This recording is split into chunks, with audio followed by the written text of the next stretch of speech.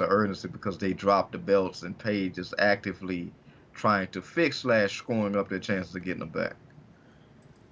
So, do you think he'll stay in Impact, or do you think he's going to be going elsewhere?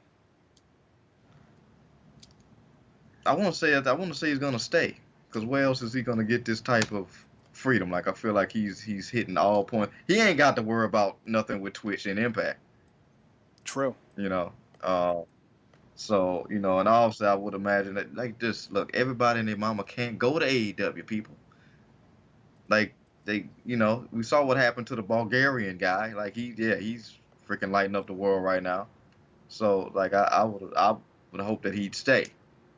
Obviously, I think we talked about the thing with the Rascals was a different set of circumstances. They kind of did what all they could do, but I think Paige has a lot left to do in Impact, both in tag team and singles. So That's my hope. My hope is that he sticks around too. We'll see what happens though.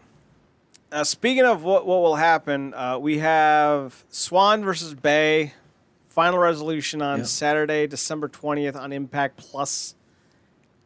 I'm excited for this. I don't see either man as a genuine main eventer, but this could be one hell of a main event match. It's going to be for the world yeah, title, and apparently Bay has been a longtime fan of Impact Wrestling to the point where when he was 14 years old, he dreamt about winning the TNA World Championship, so that's pretty cool. You don't hear those stories often, although Ethan Page is also another one of those guys that grew up with TNA, so starting to see the next generation of guys getting involved and showing that they didn't think about WrestleMania, they thought about Bound for Glory, so that's pretty cool. Marcus, do you have any expectations on Bay being able to win this title, or are we still on the nothing's going to happen until Swan faces Moose bandwagon? yeah. I can't see them taking it off of Swan right now, but even that seems like a tedious statement because I couldn't see them a couple months back putting it on Swan, but then you look at the storyline that they did coming, with his very melodramatic storyline with Young, and even the base forms a lot. They kind of pointed towards where they was going with everything that they were having Swan do against him. So, but right now, I can't really see them dropping off Swan. I can see Moose being an eventuality for him. I mean that feels like where things are headed. There's only so much water Moose can continue to tread. Um, in terms of kind of just staying stagnant and not running into Swan. So unless they run somebody like James into him, um, but yeah, that feels like the eventuality. And obviously, Bay is coming straight out of the X Division situation and going into the world title because of his uh, having some type of relationship with Swan. So we'll see. But I do love hearing those stories about these guys dreaming about being in TNA Impact instead of WrestleMania. Guys like him, Swan, Mac was a huge fan and stuff like that. Like seeing these guys actually be in the company and thrive in these positions. So, it's nice to be in an era where the guys that are on screen regularly actually want to be there. That wasn't always the case. You're not wrong about that. Definitely one of those situations where when you look at Impact historically, it hasn't always attracted all the guys that wanted to be there. Kevin Nash being one of them, Booker T being another. Some guys were just there to collect a paycheck. And with the talks of Kurt Angle possibly coming back, because they did reach out to him for Bound for Glory.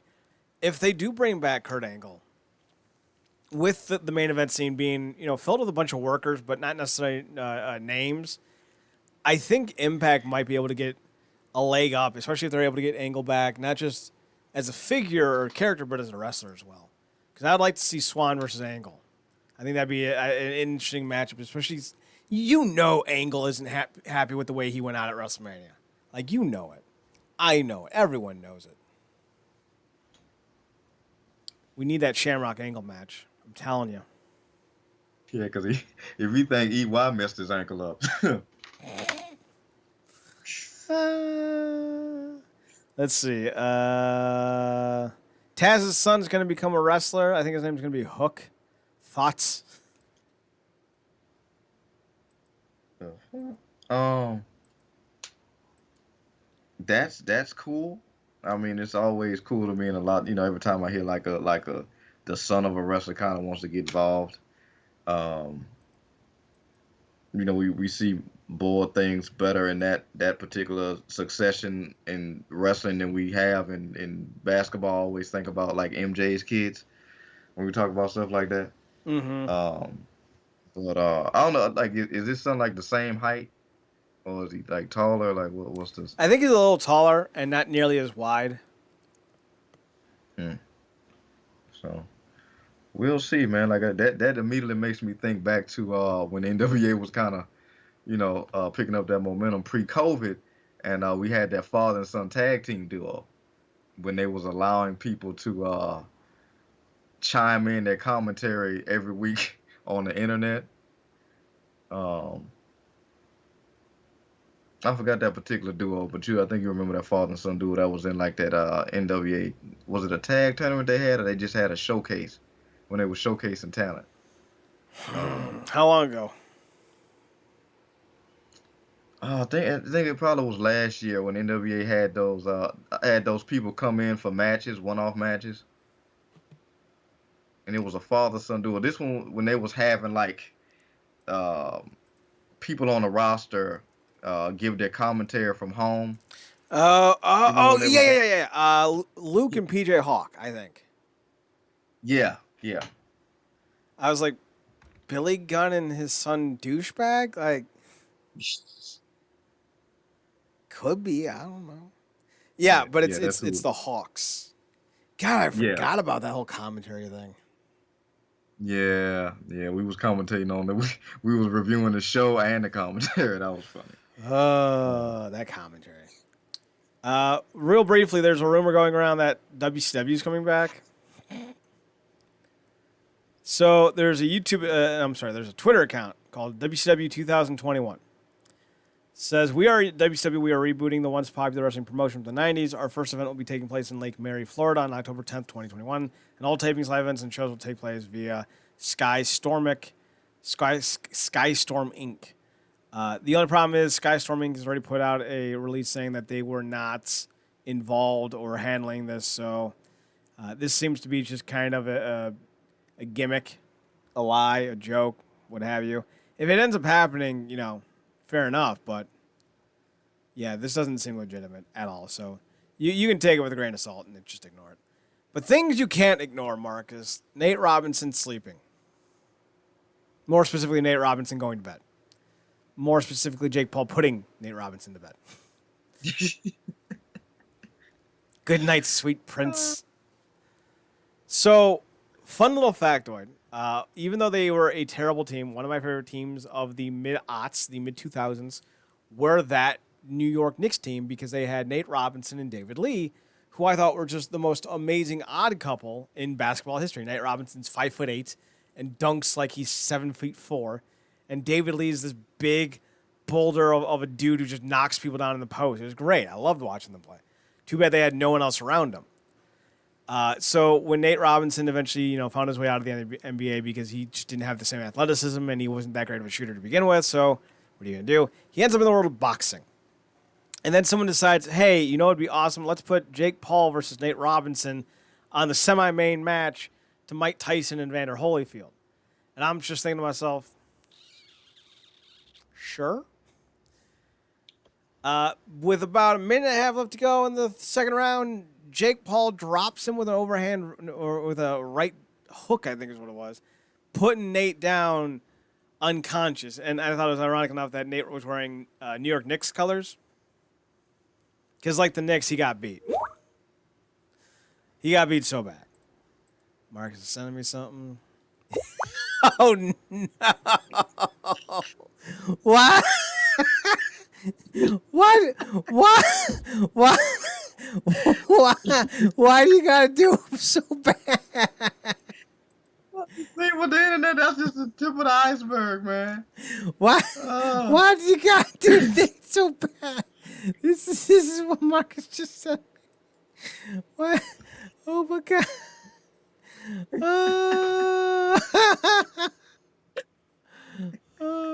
His power level's under 900. That's not bad at all. oh, oh my God, man. Oh Oh, God! Did Nate Robinson it's, just become the Yamcha of boxing? it's funny what you said because somebody was like, I think with Shannon Sharp, he was like, the minute he put them mixed colors on, he should have knew the fix was in. Like, how did you think? Oh my God! You Yamcha basically wears Nick's colors too. yes. Ah, Natecha oh man. Robinson. Nate Yamundsen. That makes it sound more Hebrew. So, Paul is a polarizing figure. His older brother got beat by a fucking YouTube star. But which one is this? Jake Paul? Yeah. Jake Paul actually has some talent. I mean, he's clearly taking this seriously, unlike his brother. And, he planked Nate Robinson so hard that Nate Robinson is now writing apology letters to all the basketballs he's ever dunked because now he understands their pain because he got dunked viciously. And there's talks of Nate, trying to compete and try to get ranked and maybe go for a belt. And, hey, I mean, if he can do it, go for it. Boxing needs all the stars they can muster. They got like 7 guys that people are interested in. So if I know like people are gonna be like, oh yeah, he's not a real boxer. At this point, you don't have the ability to be nitpicky here. Like you got like Tyson Fury, Deontay Wilder, you got Anthony Johnson, you got or Joshua, I think it's Anthony Joshua. You got Ruiz, the guy who Yeah. beat Joshua. You got a couple middleweight guys, I think. Mayweather if he ever comes back, and then like fucking Mike Tyson and Roy Jones. Like those are your biggest names in boxing right now. Hell, boxing just lost their biggest female draw. I think her name is Clarissa Shields.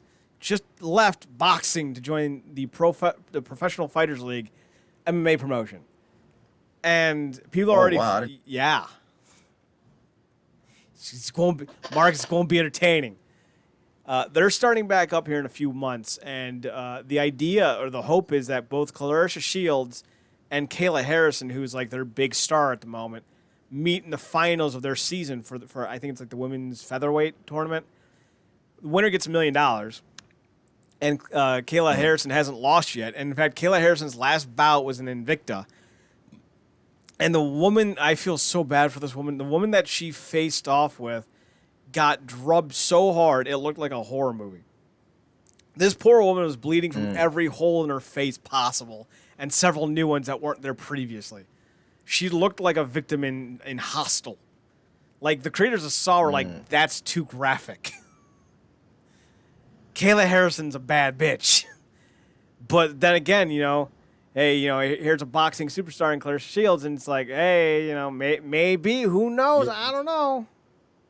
It's interesting, man, because I hadn't heard nothing about her for a while. Like the last thing I heard about Carissa, obviously she is vicious and has many boxing accolades. Probably all she feel like she can achieve. Like because the last thing I heard, she was trying to call out a goat, Layla, out of retirement. Mm-hmm.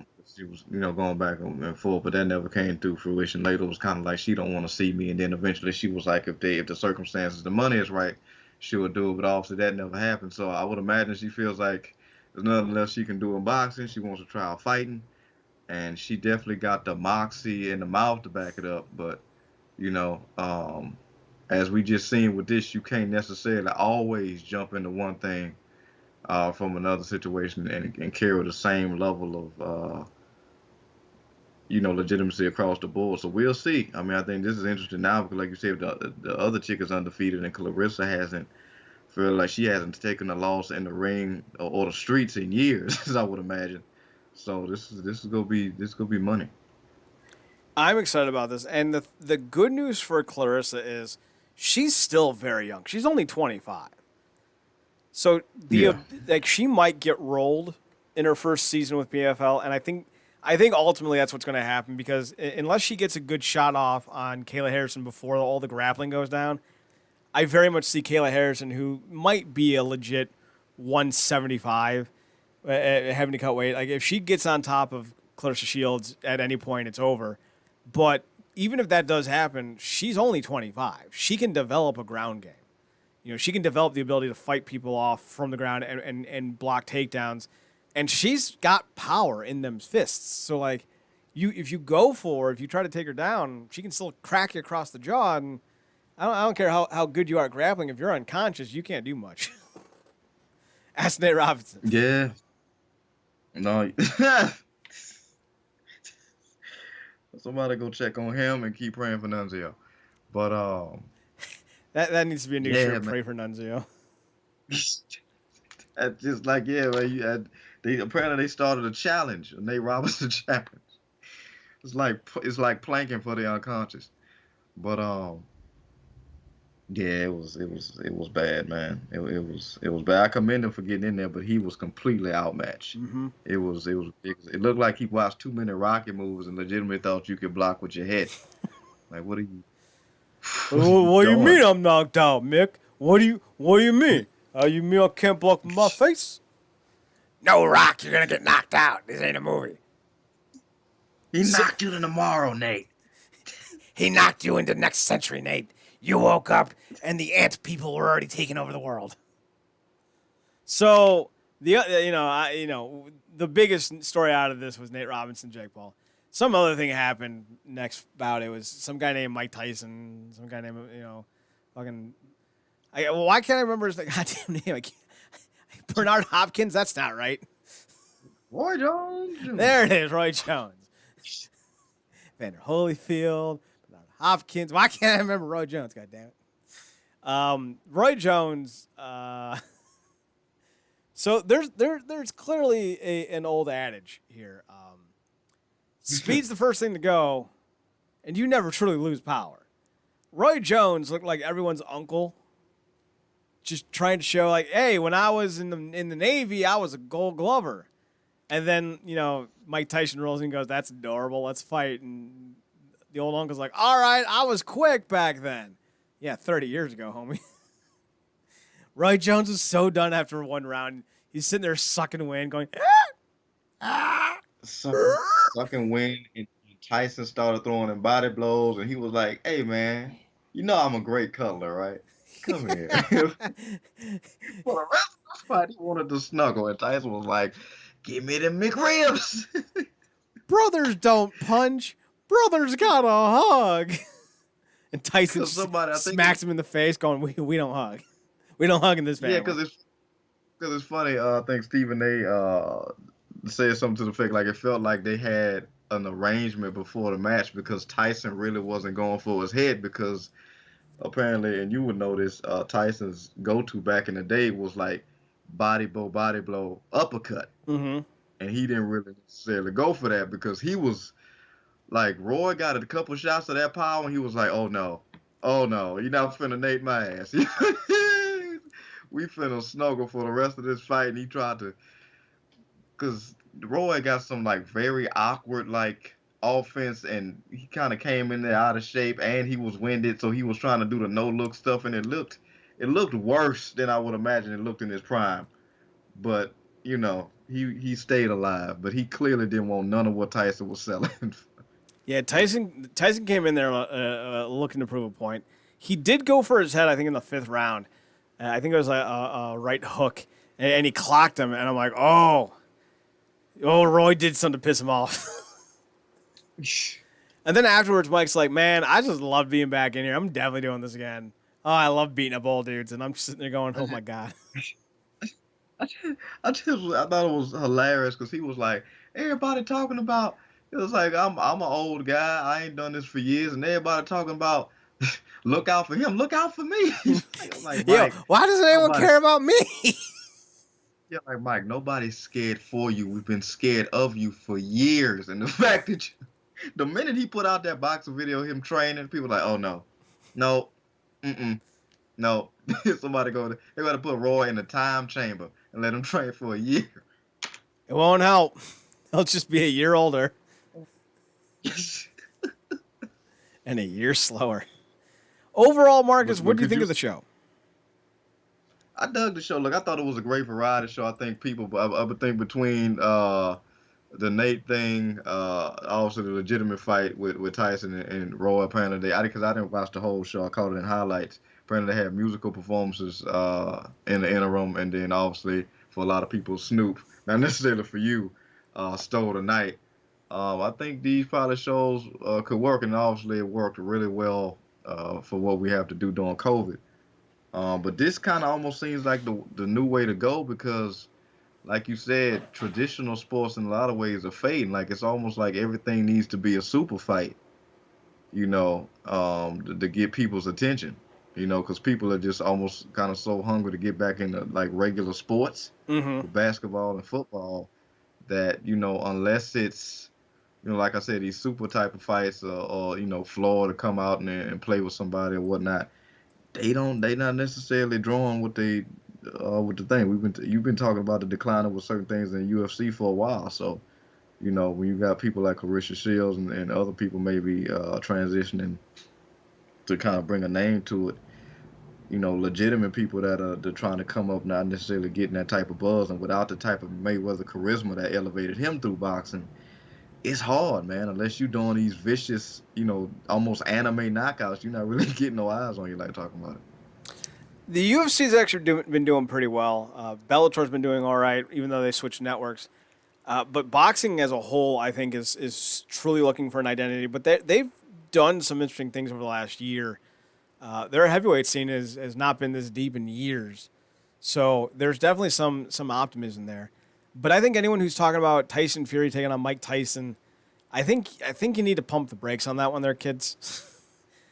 Tyson Fury is maybe the biggest man Tyson would ever face in a fight. I think he's like a good 6'8". So like Tyson's 5'9". Why would you do that to the man? 5'9" and 54. Like what? Why? Don't do that. Don't do that to Tyson. Let Mike Tyson have his fun beating up old guys. I think that's a fine thing. I would love to see this become like a regular, like an over 50 division. I would love that, especially if you're not going for headshots. Yeah, I mean, look, man, it's the big three for the. I'm not gonna say the big three for the elderly, but no, no, It, this it, is this it's because the look, real man. Legends Championship. Yeah, yeah, exactly. There it is, the real legends thing. Because Mike has always had a beast, and he's always talked about he got that beast in him Mm-hmm. that he kind of got to get out. So innately, I mean, obviously Mike Tyson is gonna get you eyes instantly, and I think that some people want to get in there because he's not looking to kill nobody, but No, this is a for very different him, Mike Tyson than his prime. Like he's no longer talking about yeah, eating people's children or how he's gonna kill people in the name of Allah. No, like he even said like, man, this was fun. I enjoyed doing it. Like Roy Jones, a great guy. He hit me really hard, and I was really happy to be out there. And boxing just made me feel so good again. Like I felt great. Like who Tyson was in his prime and who Tyson is now is a vastly different human being. And I'm someone who's not always been Mike Tyson's biggest fan because the dude has committed some atrocities in his life. But who he yeah, was isn't who he is anymore. And I think, he's kind of a great example of, what can be achieved if you are willing to let someone heal, grow, and make amends for who they were. Like canceling someone and letting them just like rot away is not the way to go about life. Let people find their own redemption. And I think Tyson has found his own redemption. And it's one of those things where he's as beloved as he is because, he did fall hard from grace and he owned it. So I'm happy where he is in his life. And if he continues to be good guy Tyson, I'll continue to be watching. yeah. It's funny. Talking about it from that perspective, because Tyson really is one of those unique stories. Actually, Jamie Foxx is training right now and hulking up right now to I think tell his story. Um, but yeah, Mike Tyson really is one of those people who we've seen have that heroes thing of um, what I got said in that first Spider-Man, like the thing they want to see you more than sell is the fail, fall, die trying type of deal. Mm-hmm. And we've seen that with Mike. And unlike a lot of people in our culture throughout the years, he still maintained a level of respect and legitimacy because of just how ferocious he was with his craft of boxing, even with all his trials and tribulations. And now that we've seen him on the other side of that, he still, you know, has maintained that legitimacy because people was really a lot of people tuned into that to see a Tyson knockout. Mm-hmm. Um, but now it's even compiled with the respect, seeing him come out of his storm and actually turn into a great person. Because even after the fight, he was like, "Look, man, this was great, but at the end of the day, this was for charity." Mm-hmm. And that's one of the biggest things why he even probably took the fight. Because he knows that Tyson's not gonna get in there with somebody like a Tyson Fury. Like he's not looking to, get knocked the freak out. I don't even want to be the guy that knocked Mike Tyson out, because now he gonna hold that. They probably might want to see you in the streets. You don't know. You don't want to wake that beast up. So, um, I think that this could be something that's regularly done. I wouldn't expect to see Roy. I would imagine Roy's kind of done, because he like the next time we see Roy might be on the Icy Hot commercial. Like Shaq might have to Well, what was that? rather be real. Brett Favre, Jerry Rice with the copper fit. Yeah, man, Jerry Rice. I'm I Roy guess Jones I Jr. know with Jerry. Copperfit. If you're like me and you're trying to rope a dope Mike Tyson, you need your joints to be at their full capacity. Mike Tyson just walks in, Uh, clocks him in the face. Copperfit works. It just don't work for Roy Jones. Copperfield work. Oh, that is hilarious. I want to see that now. Shaq, move over.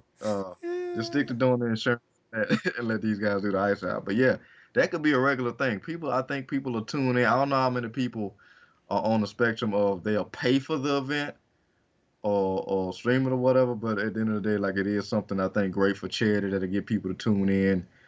Maybe you could rotate celebrity guests. Maybe that's not the best idea because not everybody can do it.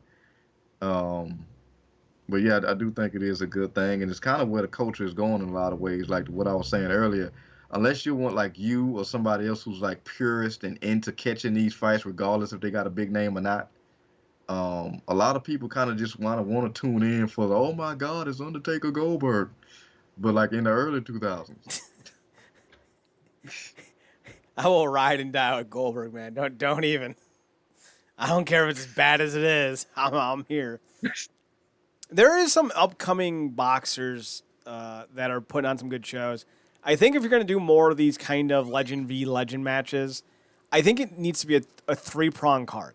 You need to have your Tyson Lennox or Tyson Evander, Tyson whoever. Then you need to have your YouTube young culturisms, your Jake Pauls, the KSIs, whoever. And then you need to have like a title fight between like a middleweight or a welterweight or a cruiserweight. Someone, granted, a cruiserweight's like 200 pounds, so it's not exactly a light guy in boxing. But like something of that ilk. Like you need to have champions who are going to put on great boxing matches that people may not know or may know, but will then show up for later bouts that they're involved in. And I think that's how you make these events successful, because you then cater to three specific audiences at the same time. Your purists, your young guns, your young YouTubers, and your old school purists who love, Tyson and Holyfield and that 90s and early 2000s era boxers. I think that's where you got to go.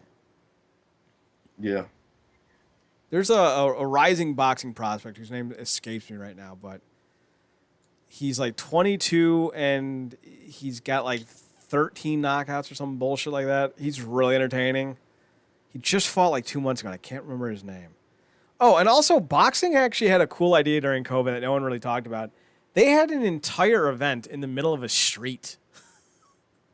I think they're in like Tennessee. And they closed down like 2 city blocks, and they erected a boxing ring in the middle of the street, and they had a card.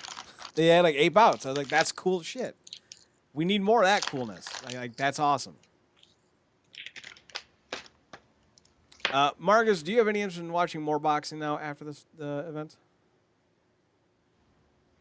Yeah, man. I mean, it's something that kind of had got out of, but it would definitely be something we're gonna get back into check. I don't want to check out nothing like I saw with poor Nate, because there's nothing really funny about what happened to him, because that we literally seen a character die from that in the movie. Not really die, but sometimes it's not even the shot that can kill you, it's the fall, and he fell hard, Mm-hmm. and did on his face. So I don't want to just see something like that, like a mismatch. Like whatever he did to train for that fight, he needs to sue who trained him because Yeah, they didn't. you can't That dip your was head not. like that. Yeah, I mean, the way he was rushing, going in, it's like he was like, dude, this is not a. Like I feel like he wouldn't even did that in the street. Like, what are you? And I watched the interviews talking with people talking about Nate, like he can actually fight, but whatever he thought he was doing, he was not doing. So, um, next time Paul is in there, I hope to see somebody that can actually go with him. And like I said, they have Tyson do it again. I don't know if Roy's gonna do it again because I don't even know if Roy's in top shape. Apparently, Tyson dropped 100 pounds to get ready for the fight. Mm-hmm.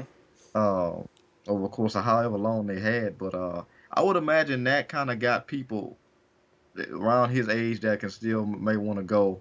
Like I said, it could kind of be like a big three thing where some of these guys can come out and kind of get some of that old rust stuff that they've been meaning to get off. But I don't want to see any more like hugging like that though, because Roy was like trying to bond at a certain point. Well, I think the problem was that Roy was a bad matchup, and Roy is someone who's got abilities that don't age well. Roy was always known for his quickness and his ability to get off quick shots as he's backing away, but that's a very Yeah, athletic thing to do, and athleticism does decline after 35 pretty sharply. So you may think you're 34 in your head, but you're actually 54 in physicality, and you don't move like you once did. Power, on the other hand, does not dissipate very quickly. You can be in your 60s and still be yeah, as strong as you were in your 20s. So hmm Tyson is going to age a lot better as a boxer, especially since Tyson's been off for what do you say, 17 years, 16 years. Well, Ray Jones was active up until like 4 or 5 years ago. So Tyson's got less wear and tear on his body. He's got more time to recuperate. He took this far more seriously, got himself in great shape, and he still has that power. So, I think if you're gonna match up Tyson against anyone else, like Shannon, I think is a nice name to think about. Maybe Lennox Lewis, although Lennox Lewis still looks like a goddamn Greek god. So I don't know if I want to see that, but I also don't know I don't want to see that. And Holyfield. Tyson got most of his ear the first time. Let's go down a second time. Let's see what happens. Although they're actually really good friends now. So, like, I don't know. Like, maybe that could be like a thing. Like, at the end of the first round, Tyson just kind of starts nibbling on his other ear. just be like gnawing on it. Just to get a laugh. I think that'd be funny as shit. Although, here's the fight I really want to see. Because it should have happened in the 90s and didn't, and it pissed me off. Mike Tyson v. Ken Shamrock. The world's most dangerous boxer versus the world's most dangerous man. Let's do it. I need to see that fight. I don't even care if their combined age is 113. I need to see it. Oh, all right, Marcus. Any final thoughts? yeah, man. Let's see. Oh yeah, I guess we forgot to cover the pay rates of these NXT guys. It's bad. What did you like? It's bad. They're making 30 grand a year, and you think this? That's the. Yeah. They're all making 30 grand a year except for like Finn Balor. But how long have you been saying that though? Like I think a lot of people, I guess they feel like because they're the third main show now, that they think situations change. It's still developmental. Yeah. Now, like some guys like Samoa Joe came in with 6 figures. Kevin Owens came in, I Yeah. think, with like low 6 figures, high 5 figures. Same with Sami Zayn. But what happens with these contracts is they come in with 30 grand a year, for the sake of argument. And they'll have a rider in their contract that says once you come up to the main roster, Raw or SmackDown, you'll go from 30 grand a year to 100 and whatever grand or 200 grand. It's usually 115, give or take. So there's a big pay raise. So what ends up happening is the guys who don't want to go to NXT or the guys who come out of NXT and don't ever talk about going back, they're the ones whose deals fluctuate between where they're at.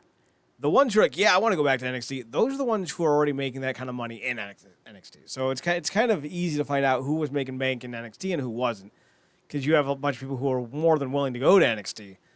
And you know that they were making money then. If they're not talking about going back to NXT and they're being used poorly, you know it's because their contract will revert back to a developmental deal. But there's also riders in some contracts that negate that. So like if you do end up going to NXT or back to NXT, your contract will still remain the same, which is why you'll see some guys get released instead of getting sent back to NXT because WWE doesn't want to pay a guy, $300,000 a year if they're going to send you to NXT. Some guys they will, but most of the guys they won't. So that's why you saw a lot of guys get released because their contracts would be too big to carry on a developmental brand. Because NXT doesn't make money. I don't know if people realize that. Like they might make some money now because of the USA deal, but before they were on USA, they didn't make a dime. In fact, they were losing money hand over fist in NXT. So kind of just kind of where it is. Any thoughts on that, Marcus? Yeah, I mean, it's just basically is what you said. I remember watching something. I forgot if it was a network special or something, but I forgot who Zach Tanner was. I want to say it felt like it was Keith Lee or somebody else at the time. Like they got a raise in NXT. Mm-hmm. So it's exactly what you're saying. Like I don't know exactly what these guys start out with, but obviously it's like I wonder what it was for Zayn because he was there for so long. Felt like he would have been somebody that just maxed out at the maximum for whatever they would have paid somebody in NXT, but you never know. So people got to be wary. Clearly it's a thing where not everybody is making bank in NXT, but for a lot of those guys, a potential pay cut is worth, I guess, having better creative freedom in terms of character and not having to run behind the freaking 24/7 title. In terms of having that as a comfort. So, but yeah, it's exactly what you said, man. But yeah, it's just how it works. Just a fact people got to accept. All right. So, anything else? No, that was all I had. All righty, then we will say good night. Zach and I should be back tomorrow. I'll double check with him for making an impact right here on twitch.tv/Wrestling Underground. We're gonna review tonight's or yesterday's or whatever day you're listening to this is on version of Impact from the week of December 1st. So check that out. We'll also talk about the Final Resolution card as it develops and more about that tomorrow, more than likely on Wednesday. That's about it. So tune in realnerdcorp.com, RealNerdCorp.com. Look out for the Wrestling Awards, the Wrestling Underground Wrestling Awards. Those will be up on the website this week, so you can go and vote for your pick. I have to make all the polls, so don't expect them until probably the end of the week as things settle down weather-wise here. It's finally done snowing, so hopefully I don't have to go back out tomorrow. And if that's the case, I'll be able to get some work done, and then I'll be able to start on the polls. So probably by the end of this week, the polls will be up, so you can start voting. So for Marcus Green, who you can find over on Twitter at ParadoxKid, ParadoxKid on Twitter. That's me. You can also find him on Twitter on his other podcast, The True Penny Show, TruePennyShow. Yep. And you can find me on Twitter, Chad Nerdcorp, ChadNerdCorp, as well as on Instagram at Chad's Photo Hut, ChesPhotoHut. Be sure to check out tomorrow for the Woman Crush and rest of the week for the first week of December. RealNerdcorp.com, RealNerdCorp.com. For Marcus Green, I'm Chad Porto. Thanks for tuning in. Thanks for checking us out. Thanks for giving us a chance. And as always, watch more wrestling. Good night, Nate Robinson and Marcus. Take us home. Good night, me.